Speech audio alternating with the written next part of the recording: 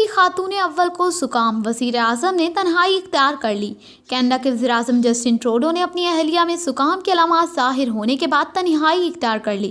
وزیر اعظم کے دفتر سے جاری ہونے والے بیان میں بتایا گیا ہے کہ خاتون اول صوفیہ ٹروڈو میں دورہ برطانیہ کے بعد زکام کی علامات ظاہر ہوئی تھیں اور بدھ کو ایک تقریب میں شرکت کے بعد ہلکا بخار بھی ہو گیا۔ یہ علامات ظاہر ہونے کے بعد کرونا وائرس کی موجودگی کے ٹیسٹ کر لیے گئے ہیں اور خاتون اول نے اپنی سرگرمیاں معطل کر کے خود کو الگ تھلگ کر لیا ہے۔ بیان کے مطابق وزیر اعظم جسٹن ٹروڈو نے بھی ڈاکٹروں کی تجویز پر تمام سرگرمیاں معطل کر دی ہیں اور خاتون اول کے ٹیسٹ کے نتائج آنے تک گھر پر ہی منصبِ ذمہ داریاں ادا کرنے کا فیصلہ کر لیا ہے۔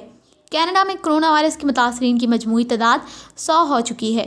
علاوہ ازیں عالمی ادارہ صحت کی جانب سے کرونا وائرس کو عالمی وبا قرار دینے کے بعد دنیا اس وائرس سے متعلق مزید محتاط ہو گئی ہے۔